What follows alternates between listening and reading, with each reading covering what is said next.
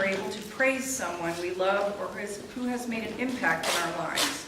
Being able to tell someone you care about them is a great feeling. Sometimes we do this for retirements, anniversaries, birthday parties, or the unfortunate funeral. For Troy, he will be speaking on the benefits his dog Brutus had in his life. I don't think I'm going to make it through this. He never truly got to thank Brutus for what he did. Troy used to be terrified of dogs, even puppies, but thanks to Brutus, he came to love all dogs. There isn't a day that goes by that Troy doesn't miss him.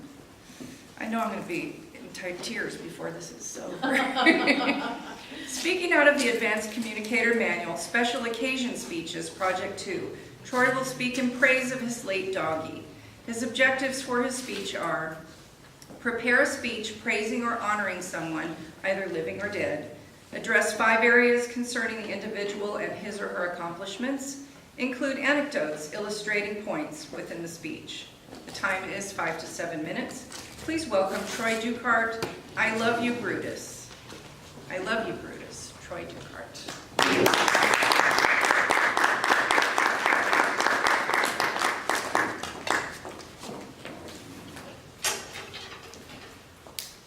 Love you, Brutus.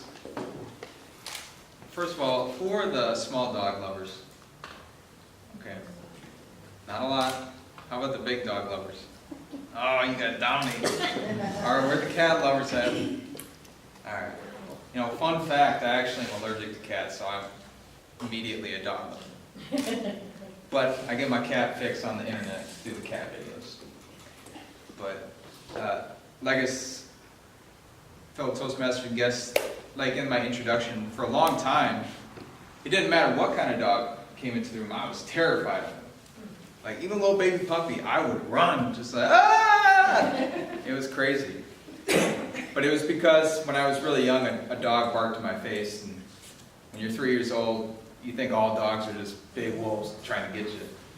But as I grew up, I became more curious and curious about dogs, and then finally I was like, Mom, maybe we should get a dog. And she's like, maybe.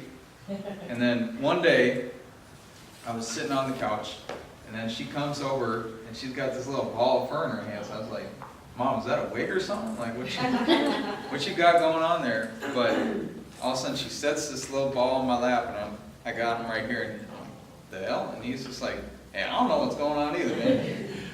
But from that day forward, we had Brutus in our life. And he was a little Yorkie, but he had the heart of a lion. The thing I loved the most about Brutus is it didn't matter who you were, he was not scared of you. He actually got in a fight with 2 Rottweilers one time, just to show you how strong he was. And he lost, but he did not give up. And one of my favorite stories too was whenever I had to go hug my mom goodnight, he didn't like that, so I had to throw over a blanket on him so he didn't see me coming. Well, one time, his little feet were sticking out like this, and I was just like, oh, I gotta mess with him now. So I went, and he was like a little Tasmanian devil. He came and like started getting at my feet. I was like, oh my God, we're never doing that again. Oh my God, Brutus. Woo! So Brutus, he showed me that it doesn't matter how small you are, how big you are, you can be a brave, brave dog, cat, person. One of my other favorite things I loved about Brutus was every Saturday, he would come down and jump in my lap. Whenever I'd get home, I'd wake up and I'd sit in my chair just playing video games or reading, and he'd sleep with my mom. He'd sleep with you all day, by the way. He loved to sleep, and he was like a little guardian too. But every Saturday morning, I'd hear that down the stairs, and then he'd jump into my arms, and that was one of my favorite things about Brutus. All the dog lovers, you know, we know what that's like. Big or small dogs like jumping in your lap. And I guess one of the other things that Brutus taught me was he always was there for you when you came to the door. Every dog is like that. It's like they're losing their mind when they see you.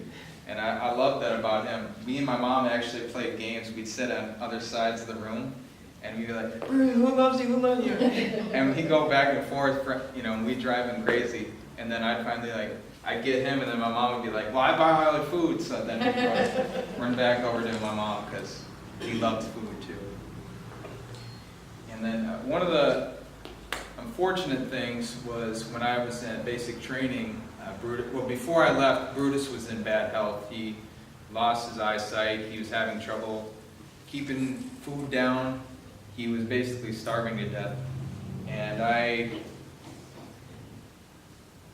knew I might not ever see him again when I left basics, so I told my mom, I was like, Mom, I want you to let me know if he passed away. It doesn't matter. And I remember it was in October, I opened a letter, and